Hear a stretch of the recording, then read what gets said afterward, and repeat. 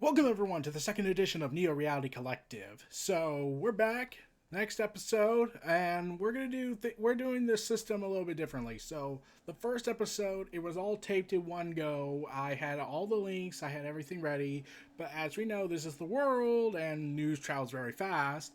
So, and considering everything can get buried and buried and buried and buried, we're gonna go over stuff day by day, and then I'll release it in one big video every Sunday or Saturday night. Probably Sunday.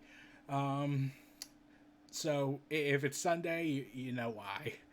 So we're going over some news stories that came out and especially stuff that I overlooked and forgot to mention about. But the world of pop culture just grows and grows and grows and grows. And yeah, there's a lot of stuff that happened. So stuff that came out today and the last week. So let's get right into this. So DC Comics 2021 spoilers continue. How Catwoman changes the future of Batman.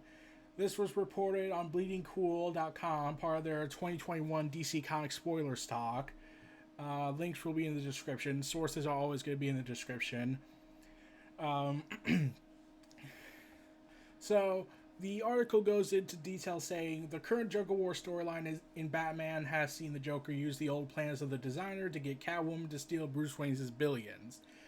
100 billion, in fact. The entire Wayne fortune now owned by the Joker. At the DC Comics fandom event, Joker War panel,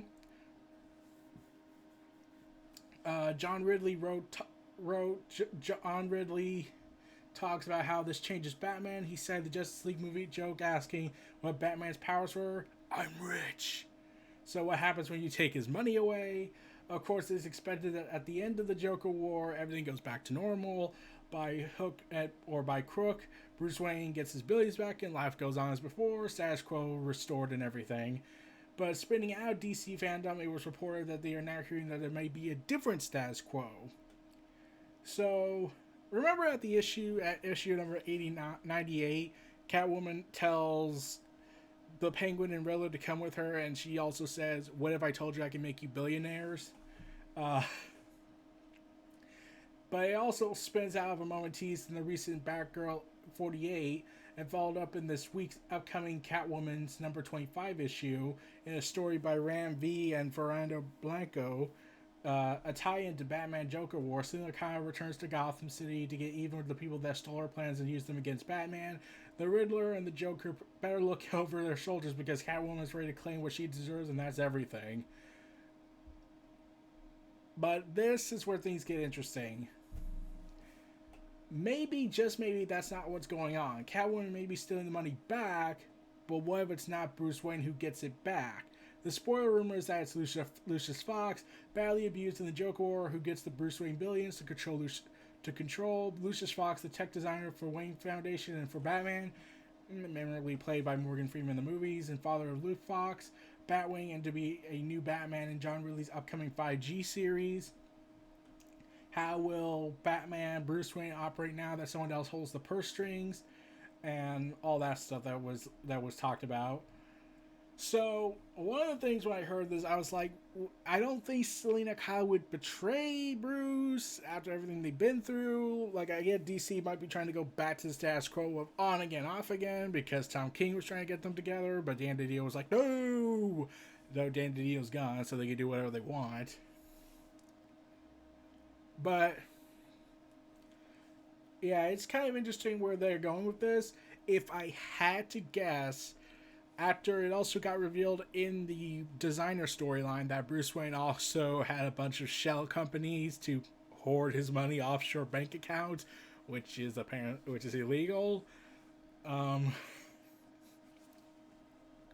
so what happened? So I had to guess that Bruce Wayne will get his money back, but he's gonna have basically a governor watch him.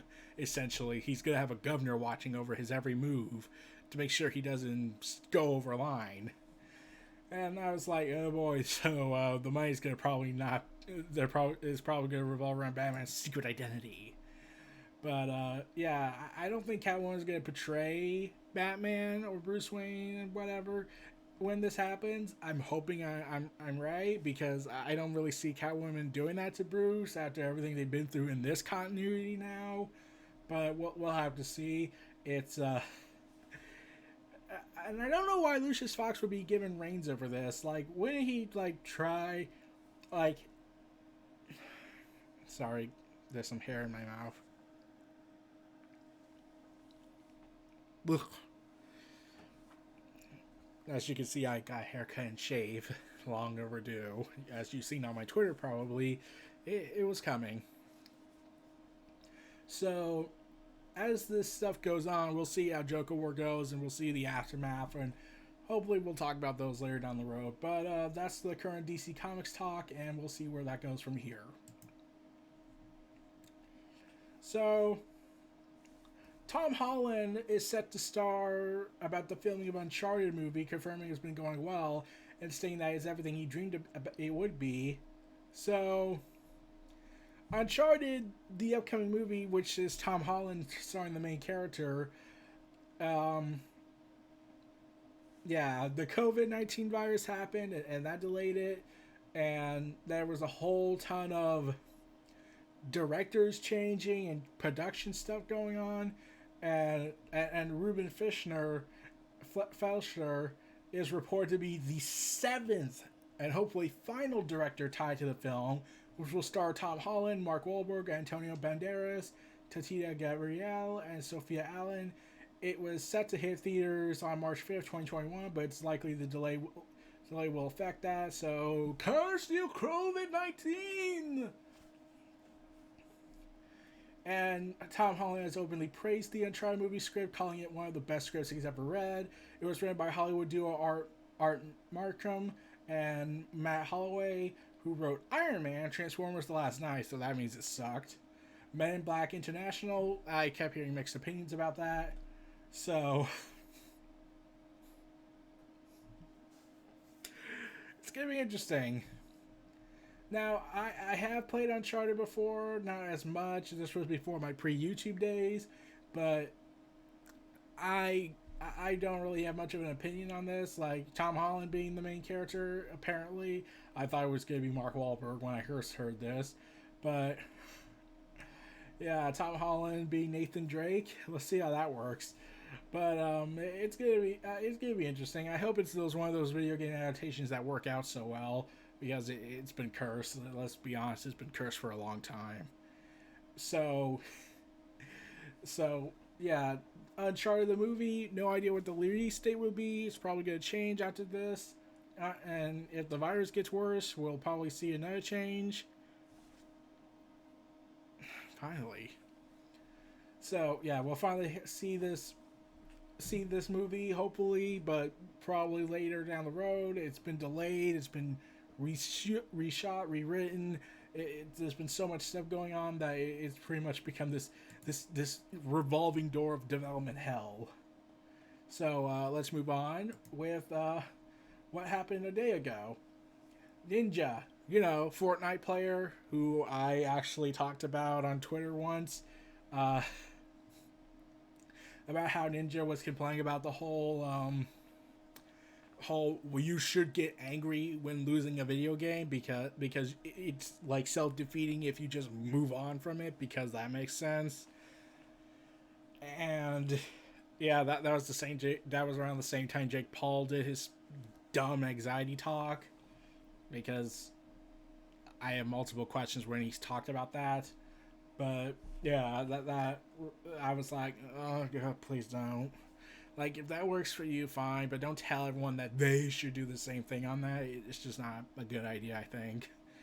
Probably for those who have mental issues and anger issues, and will probably go through a lot. So, after Mixer shut down, and yeah, that shut down, so all that investment Microsoft made was completely pointless. Tyler Belvins, aka Ninja, has returned to YouTube for a little bit. He returned to YouTube and did some video content making on there. Then he signed a full-time exclusive streaming full-time deal deal with multi-year deal, I believe. Let's see. Yeah, multi-year exclusivity deal with Twitch again. So he's back at Twitch despite the things that happened between the two, and I thought that wasn't going to fix anything for a while. But yeah, in a public statement he had written, provided by Hollywood Reporter, I am excited to get back to streaming full time, connecting with my loyal fan base. I really took my time to decide which platform was best, and Twitch has been supportive throughout this process in understanding my overall career goals. In the next chapter, I'm going to make it a point to elevate and bring more eyes to unrepresented creators. I'm looking forward to working with Twitch to demonstrate how amazing this community of gamers can make a meaningful impact. Tyler and Twitch's vice president of content, Michael Aragon, said this. Tyler is an iconic force in the gaming community when he's not making terrible takes like anger issues, and it's been amazing to see the impact he's made on the industry and broader culture. Anyways, gaming and the people who love it are being recognized by a broad mainstream audience now in part because of Tyler, and we know he's just getting started. Yeah, definitely not because of Hollywood deals ruining everything. Yeah. So this happened unexpectedly after he split from Mixer after it was shut down when Microsoft abruptly sold its streaming service to Facebook in June. The streamer is reportedly pursuing his own creative ideas as well as reading scripts, although despite an unexpected free time on his hands, it looks like he isn't rushing into new projects just yet and has reportedly turned his sights to a new career in Hollywood. It just has to make sense, he said at the time. If it's tough because I'm not comfortable with it yet, I can work on that. But if it's tough because I'm not good, I'm not going to cry over it. But didn't you say that we should get angry when we lose? Oh, it almost sounds like it's okay to move on and accept defeat and try to be better as a person, but acknowledge that you can't win it all. Why, it's almost as if he's grown. Yes. So, Ninja recently joined Ellen DeGeneres to help her get to grips with Fortnite. The popular talk show host invited Ninja onto her set shortly before lockdown so he could give her a quick lesson in the art of the Battle Royale. Ninja was one of the 4 gaming personalities that banded together to raise $1 million for gaming charity. Special effect, the joint donation from Ninja, AimLab, Ninja. Okay, Games Radar ruined that quote. Mr. Beast and G2 came after Fall Guys developer Mediatonic challenged the many brands eagerly posting Fall Guy mock-up shirts to put their money where their mouth is and bid on donations to UK charity. And yeah, so Ninja's back. He's doing stuff again with Twitch, and it looks like he's going to expand the scope of content and try out new things. Let's hope things work out and he doesn't make terrible takes that I just disagree with, but we'll see.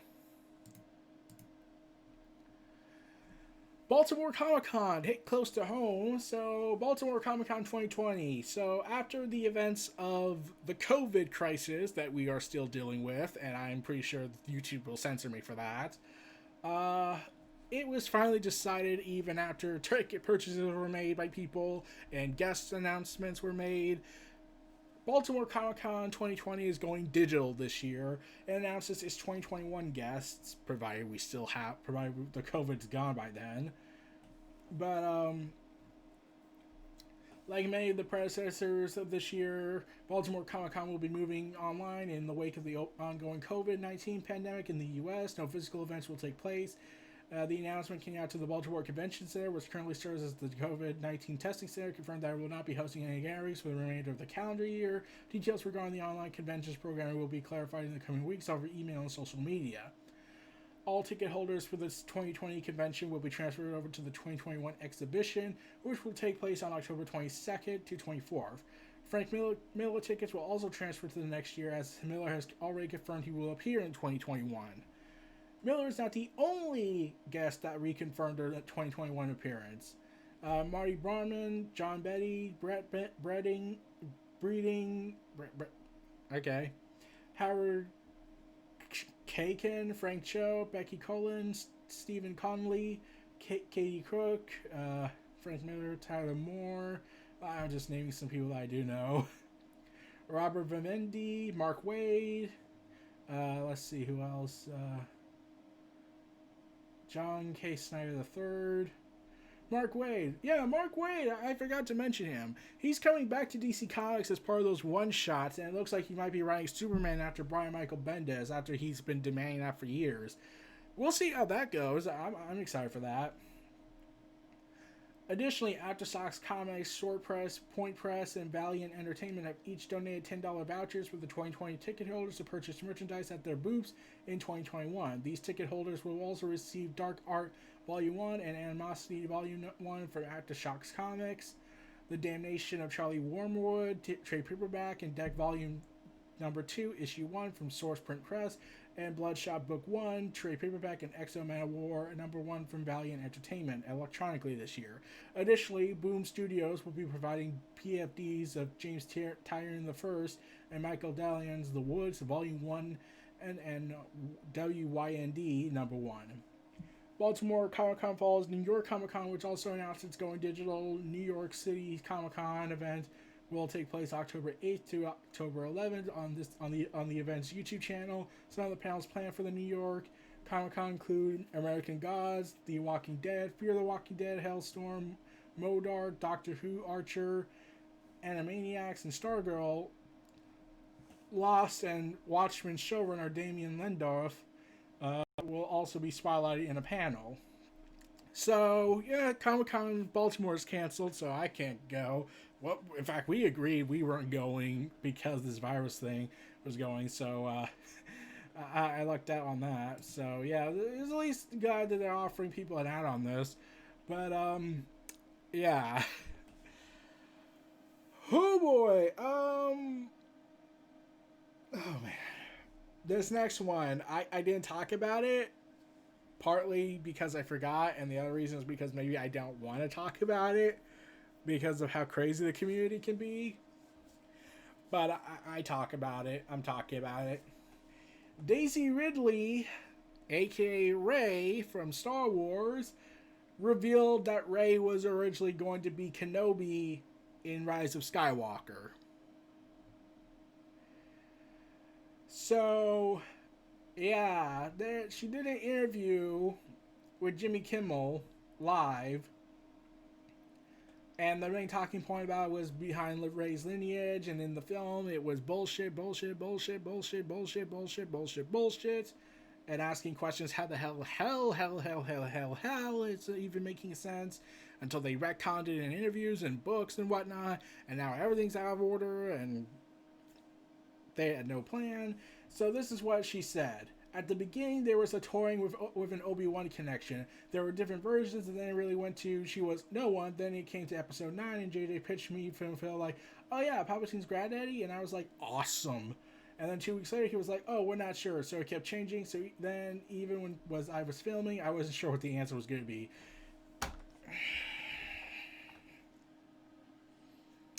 Okay, so let's just sum this up. They did not know what the hell they were going to do. They had no plan. They didn't even figure out what to do with this character that they were going to build up as the next savior of Star Wars, only for people to call her out and condemn her character and occasionally take it way too far. But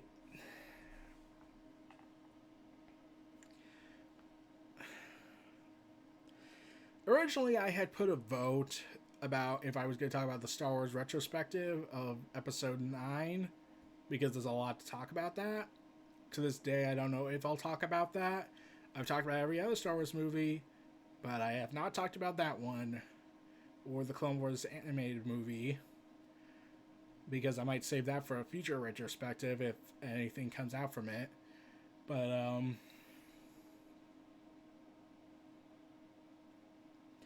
yeah, so originally they were going with the idea that she was Rey Kenobi. Like, I was all right with her being the nobody, because it just says you don't have to be you don't have to be from a big powerful lineage just to be very gifted with the Force. That would have been interesting. It would have been an interesting angle to go with. Then they changed it, even though there's like a solution I hadn't thought in my mind where you could keep the bringing a compromise to, oh, she's part of somebody's family, but she's also kind of not relating to the Skywalker lineage. But like,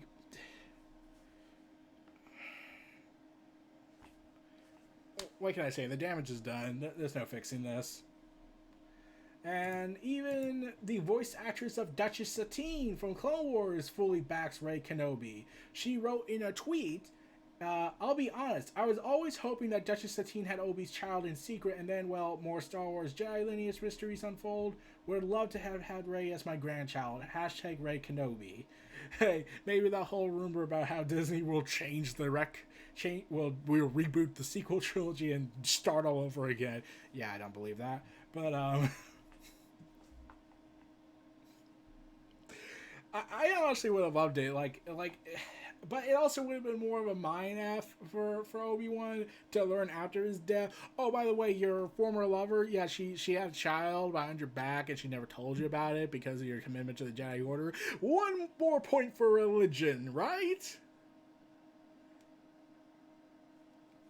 So yeah, so Disney could have had a good thing going with the Rey stuff, with Rey Kenobi, but nah, fuck it. Disappointing, disappointing, disappointing, disappointing. So much stuff in that trilogy was disappointing to me in the long run. So, there's been an update regarding the Xbox Series S. It was updated on September 12th, posted and everything. Xbox Series S will not run Xbox One X enhanced versions of backwards compatible games, thus knocking down the Xbox Series S. Yeah, it's a tongue twister for me, but it knocks it down a peg, which means you would have to try and get the Xbox One X to get that benefit. Since the developers are going to probably bank more on the bigger console behemoths, since that's going to be the more focused, and this Xbox Series S might get discontinued later down the road. But yeah, so yeah, along with all the technological differences between the two consoles, that was a major E. So we'll see how that turns out. As part of the Xbox One X enhancements, so Borderlands 3, the game from the controversial place that I will not talk about, they will be ported. Borderlands 3 is going to be ported over and will be available for free to current owners of Borderlands 3 on the PS4 and Xbox One. These older consoles will be receiving an update in the future that will bring support for vertical split screen co-op action. No date was given for when to expect these new gen ports.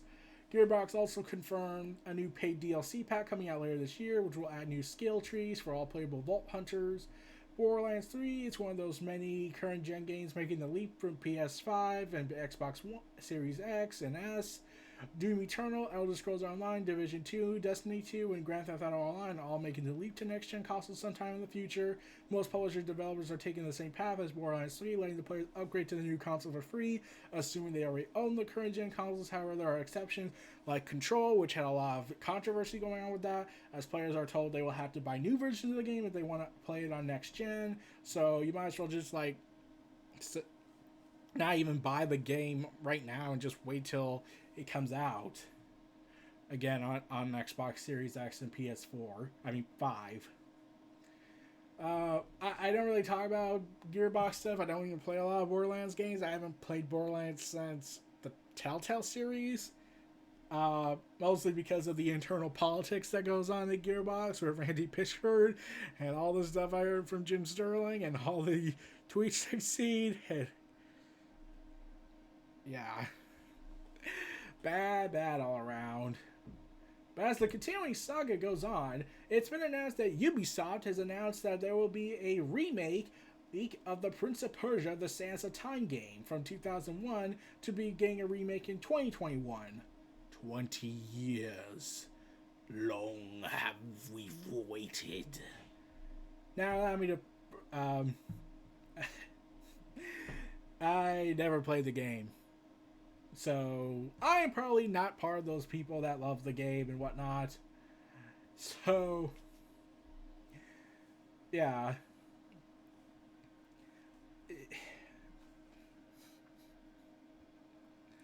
Since they haven't been really left with a new launch of a new Prince of Persia game since Prince of Persia: The Forgotten Sands, and that there was going to be a plan for for Prince of Persia Redemption, but then that never happened. It got canceled, and then there were calls for a new game earlier this year. And yeah, it's interesting. Like, if this does well, they could probably bring back the franchise and revive it, finish up remaking the other two games, and then make new installments as they go on. I would be all for it. They could probably try some new things, do things that they wish they could have done. Though, well, Patrice Desilets on it, and he's had some controversy in the year regarding the game he published. Yeah, it's going to be interesting. But the development of the remake will be led by senior producer Annual Cole of Ubisoft Pune, and will also include updated visuals and voice acting from Yuri Lothar, who voiced the character from the original game. So, yeah, so the original actors are coming back, it seems, and I'm looking forward to it. I might actually try the game when it comes out, but I never played the original, so, yeah, like, I'd never even played the Final Fantasy VII original when it first came out. I'm still thinking I have a beard. I think we can call this phantom hair. But, we'll see. We'll see how that goes next year. And Nintendo is already asking studios to make Switch games 4K ready, according to a report from Kotaku. Tucked away in a Bloomberg story about Nintendo ramping up manufacturing of the Switch in the lead up to the holiday season, and yet another mention of an upgraded version of the console, one that will allow for 4K visuals. The last we heard about this was only last month, according to Kotaku, but this new report goes into a little further, saying that in addition to the upgraded console being planned for a 2021 release, Nintendo has asked several outside game developers to make their games 4K ready, suggesting a resolution upgrade is on the way. There's nothing new about any of this since, well, everything else is going on, especially Witcher 3 and Cyberpunk. But yeah, we get to they're gonna try and bank on the Switch still and see if it can still fight the good fight against the Series XS and PS5. We'll see how that goes. Probably the cost will have to depend, but 4K ready Breath of the Wild will probably be very interesting for a lot of people. Yeah. So we move on to our last section with this. We're going for September 13th edition, and then as the days go on, I'll probably be in more different shirts. So look forward to that. And probably you'll notice my hair get bigger and bigger as time goes on, but not anytime soon for now. We're going into the wrestling world. WWE's chief tech officer speaks on the WWE Thunderdome. Over 80,000 requests to join. So this was by Heel by Nature making the article. Last month, WWE began their residency inside the Amway Center, launching the state-of-the-art Thunderdome, the immersive fan experience that has added a new dimension to the empty arena shows during the pandemic. Chief Technology Officer Ryan Mehta recently spoke on Sport Techie on how the company is taking calculated risks to navigate through these unprecedented times. He says virtual fan experience has surpassed similar offerings from other sports leagues. WWE has received over 80K requests to join the Thunderdome since its launch. How WWE is taking calculated risks. Yeah, I'll get to that. Broadly, at WWE, we've always had a willingness to reimagine, disrupt, take calculated risks, and stay relevant. Moving on. It's about treating every day as if it's your first day on the job and staying slightly ahead of the curve. We have that in our deep... Yeah, let's be honest. Everything he's saying is partially bullshit. We've always been taking those calculated... Yeah. We were ahead of the game in terms of distribution of content. We launched the network in 2014, direct to consumer. A lot of properties were thinking about doing it, but we went ahead and did it, and it was a huge success for us. Except it wasn't for a time, and then you forgot about it, and then you still went with it, but then you don't really talk about it as much. Like the 2014 to 15, no, BS. Being innovative during the pandemic. We take pride in how we operated through COVID.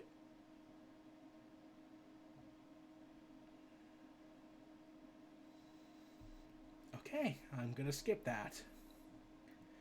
I always like to quote Yogi Berra. I'm pretty sure I pronounced that wrong. Sorry. When people ask me about predictions, he said it's tough to make predictions, especially about the future. But if you look at what we've done over the last several months from a content perspective, yeah, definitely not other perspectives.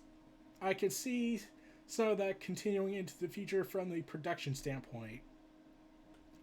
morale standpoint, that's a completely different subject. From a technology standpoint, we gained a lot of information from remote working and production and editing perspective, and some of that could live on. We're living in a world where things have changed so much. Right now, the virtual audience we've built has been really impactful. There has been a desire to watch sports, and a part of that is the interactions you can have with the fans. And I think we've done that with the Thunderdome has been phenomenal. A few years ago, direct-to-consumer technologies have helped broaden the sports and entertainment world. The evolution of sports production will continue. That video quality and immersion will continue to grow, and with the 5G rollout, that evolutionary stuff is going to take another leap forward. You know, that 5G that people like to accuse as the cause of the COVID virus, but that's a different subject.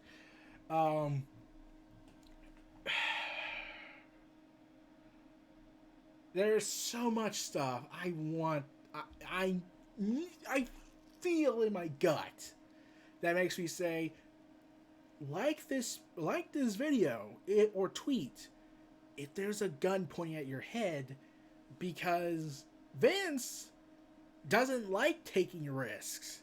He hates risks. Last time he took a risk, it was the 90s. Now he does everything of the 90s that he hated doing, but does it now because no one else is going to do it anymore. And also how they've operated through the COVID-19. Hey, how they operated. Over 30 people were reported to have been hit with the virus in that company because they were doing favor checks, not extensive testings like other companies, or just shut down the shows entirely if the government stepped in. Sadly, it didn't, so screw the government on that thanks to their bribery. But, yeah, so... Yeah, I honestly will say that WWE handled this whole thing disastrously until something disastrously happened. So, yeah, what can you do with it? Oh, and the Thunderdome thing, let me just say this, for example. There have been several incidents with video feed of very graphic imagery and some uncomfortable images being shown that has led to people demanding something to be done about it. And when I heard this stuff, I was like, how is it that the great over-controlling dictator McMahon, how is he not having some type of software installed or hardware that's monitoring all the computers that are being used that are showcasing KKK members, beheadings, Chris Benoit, aka Voldemort, and they're on there for a huge period of time, then they find out, and then they do something, and then it's too late.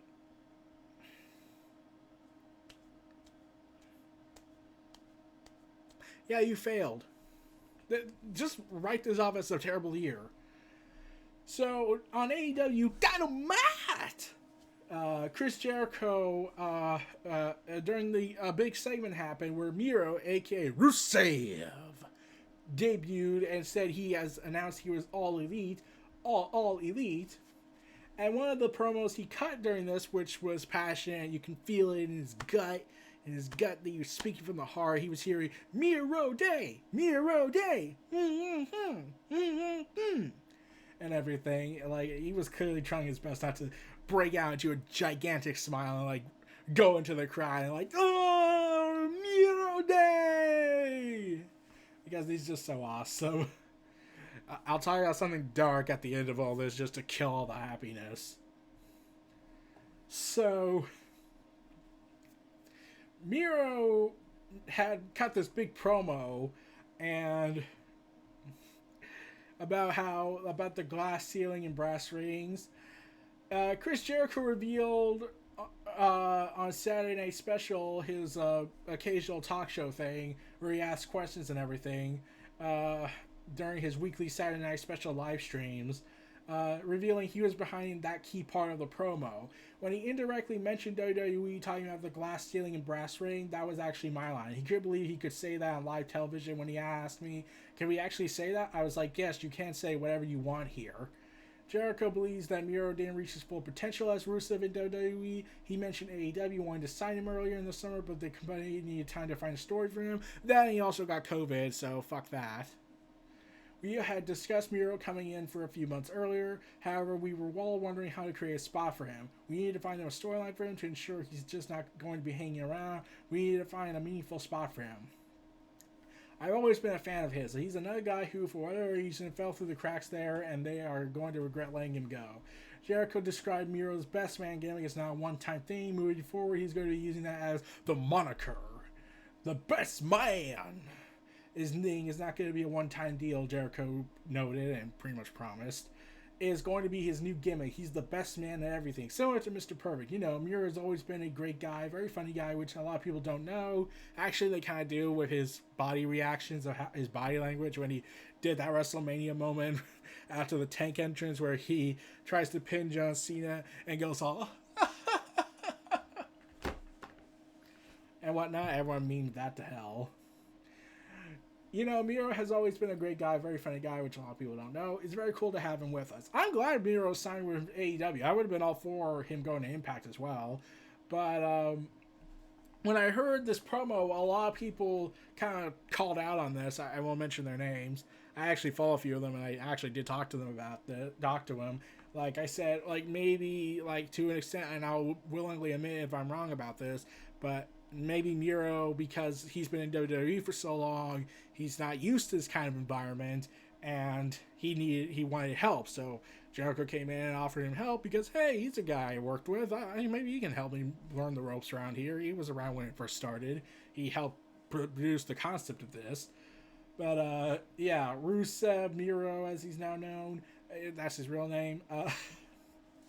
They go like I argued that maybe, and someone told me that the Elite is pretty much writing everything, like every single thing, the shots, the whatnot, and I'm like, okay, but like I don't think that that's true. If that was, it's kind of crazy, but I'm be willing to admit I'm wrong if that was the case. But I was just like, I get like the shots at WWE and whatnot, like saying how Miro's not really petty, even though he has every right to be pissed considering what they did to him. Like the whole, the people are mocking you, Rusev, when they chant Rusev Day, and the people buying your merch. Just ignore that. We'll flip a coin on that. So Wrestling talked about the quote, made these quotes in Heel by Nature, went ahead and posted them. So I'm hoping Miro does some great things in AEW. I hope he becomes an AEW champion one day. Not saying he's going to happen right now, especially how AEW's format is long-term storytelling and whatnot. So something tells me Miro probably won't be champion for 3 years in AEW for world title contention, but I would love to see him win the TNT title and get a huge run with it like he did with the US title, but not without the hate America gimmick, because he's foreigner and therefore foreigners are the devil, according to Vince's philosophy. So moving on, how do I say this delicately? Tessa Blanchard, she's back.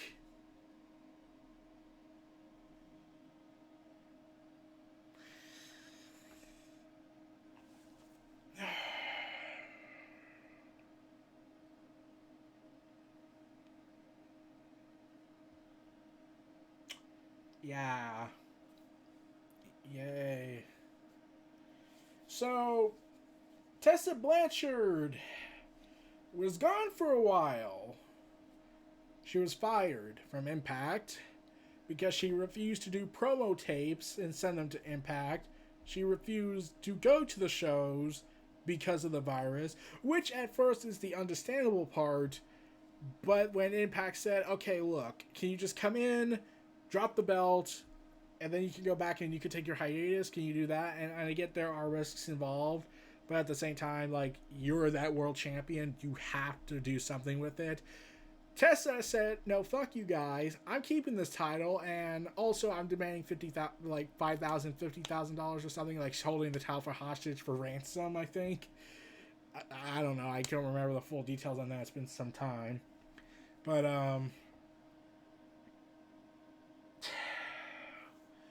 how do I say this? So, yeah, she finally came back, showing up at Warriors Wrestling Stadium Series event in Chicago Heights, Illinois, and she had unexpectedly for many dropped the Warrior Wrestling Women's Championship belt to Impact Wrestling's own Kylie Ray, who left AEW, and this was her first return to the ring. And yeah, so yeah, Tessa Blanchard is probably done there. So, and she does hug Kylie Ray, which was surprising. You would think after what she's done and what she has become, or maybe she's found an epiphany of sorts. We don't know where her next move is on this, but WWE has expressed an interest in her in the second generation star, and AEW, I don't think they're interested in her, but Big Swole, as she's known as in AEW, said that while she doesn't like Tessa Blanchard as a person because of what happened back in January with the allegations that came out and the multiple testimonial witnesses, she did say that that despite these issues she has with her, she said on Twitter that she would that for spiritual purposes. That for that way you find the tweets when I was talking about this. I talked about it with someone today at the time of this parts video, but let's see if I can find it. So Tessa Blanchard had went ahead and come back, dropped the belt to someone for that, and I'm curious to know where they go with that. But Where is it?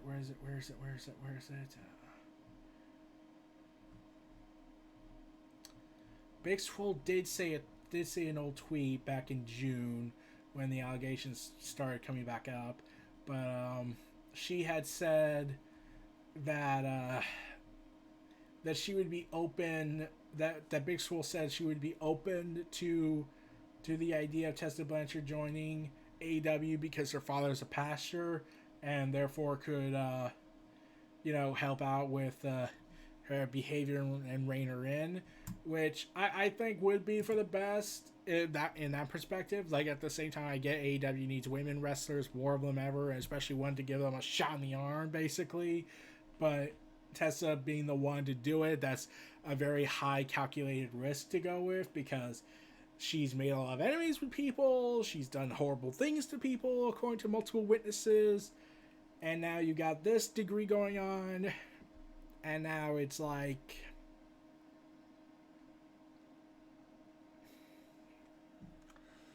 oh, God.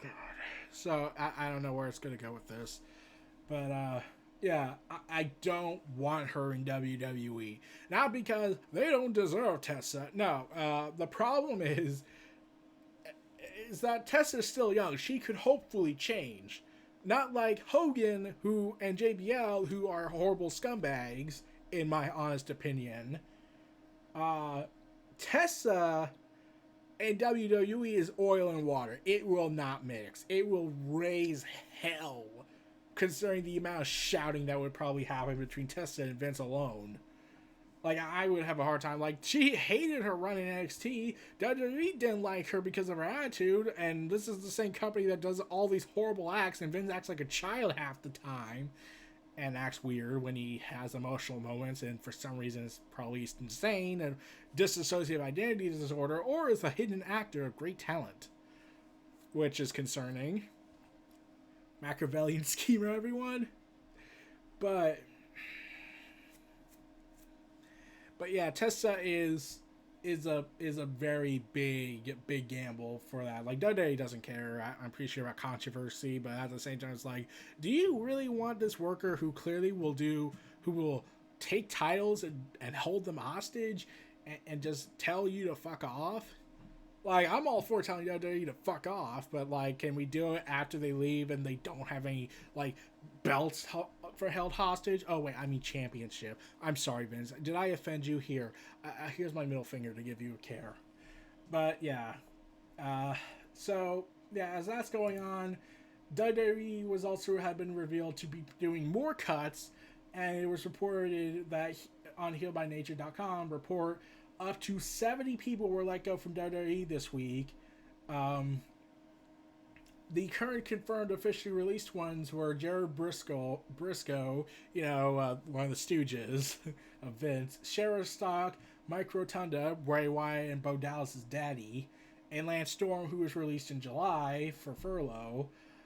And the belief is that WWE kept a number of younger producers and let go of the older ones. As more details are known on additional links released, an update will be provided. WWE have confirmed that there will be no talent released at this time. That might change if any time, probably. But Jared Briscoe had been working for the company since 1984, and it took on Twitter Thursday, revealing a phone call he received from Vince saying he was no longer needed. A lot of people were shocked, and a lot of people were a little bit mad. So Dave Meltzer revealed in the latest edition of the WON, the decision was made to not bring back a large number of employees who were furloughed this past April. The categories hit the hardest were live event producers, production managers, and people who worked in travel, merchandise, and other aspects of live events. Since the live event business is kind of dead, except for concerts, and that has ended in complete disaster. So, yeah. So it seems like the live event business will drastically change after this virus is over once WWE holds them up again. And WWE house shows will likely continue, but only in major arenas and not several times a week. Part of the reducing schedule, so more Twitter third-party apps. Unless Vince gets his way, of course. Yeah, so a lot of talent was let go, and now everyone doesn't know what the hell's going on. Who were the 70 people that were let go? We'll probably get a list later down the road this week. But, yeah. And also, Chris Jericho talked on a Saturday Night Special podcast, took time to answer fan questions during his podcast, and was asked if he still speaks to anyone in WWE. Jericho noted that while he still has friends in his forum comedy, he hasn't had time to catch them on a regular basis. But this is what Jericho said in a statement. I haven't been speaking to a lot of people, but not for any other reason than the fact that we're all busy doing our own things, going in our own directions. I still talk to Kevin Owens, Drake Maverick, and Samoa Joe. I speak to Edge once in a while. I also text Seth Rollins once in a while. Okay, those guys I get. This last one shocked me, honestly. I also talk to Vince McMahon from time to time. But do I talk to WWE guys on a daily basis? Definitely not. We're all busy people on different planes, flying to different parts of the world. I still not have much respect and love for all of them there. And while also speaking, he also praised Bray Wyatt, who introduced the whole wobbly walrus on SmackDown. The Fiend, loving it. He's loving it. Jericho also mentioned he was presently a commentator, mentioned that he would be a great addition for the AEW roster, which he would. I would love to see him in AEW, Jericho said. I'm not sure if he's hurt right now or if he's not feeling good, but I'll tell you what, he's just an amazing wrestler and a great talker. That said, I'm not sure if he wants to join us. Also, if he's going to come to AEW and steal my possible commentary job, then forget that, Jericho joked. So, yeah, and... yeah, so... yeah, Jericho does still have some contacts with WWE and is seemingly still buddies with Vince. I was surprised by that because you would think after the shots and Jericho becoming a traitor to the WWE fandom that Vince would also agree with the fanatics, thinking, banish him! Because I always said that, oh wait, was my prediction about Jericho proposing that IC title crossover promotion match with Seth Rollins at SummerSlam a few years back? I actually burned a bridge because that would piss Vince off.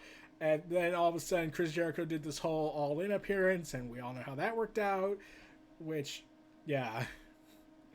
So, I don't know what the full end game, I don't know what's going on. Like, Jericho could also be looking into new potential talent from these guys, but at the same time, it's like, maybe he's just hanging out with them, he's still buddies with them, he still hangs out with them, he still cares about them, and he still likes the guys at WWE, he probably still likes Vince, still shocking to people, but, tragically, that's not the end. Now we get to our most darkest, controversial moment. Now, take a moment as I freeze this video and pause it for a second. Neo Reality Collective After Dark. Video looks a little bit crazier. So, let's talk about the darkness. tragically, and I was pissed off when I heard this. So, Sonya Deville's going through a lot of stuff. A lot of stuff. So, yeah, I'm not going to go much into this. I'm probably never going to do this segment again. I just wanted to test it out. But I really am pissed at these events that happened with Sonya Deville and what her would-be hostage taker would try to do. But he has pleaded not guilty to the charges. I will not talk about his name or everything else, but he has pleaded not guilty to any of this.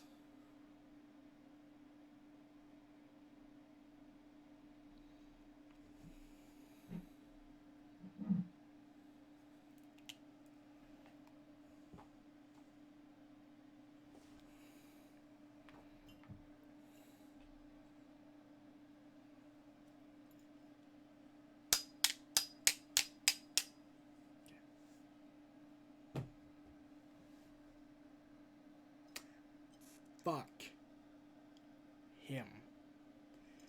So, yeah.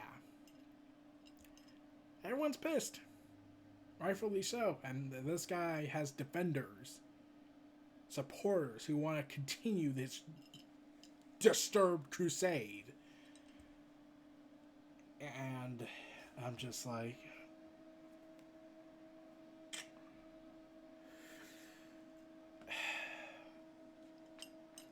this worries me. And I'm also sad for Sonya because her career is now, especially after this, is now stalled. She can't, because now this is going to go to court. This is going to probably last for an indefinite period of time. No idea how long. And they're probably not going to be able to bring her back because it was already affecting her career beforehand. They didn't want her to go to court with a shaved head since she was clearly going to lose at SummerSlam.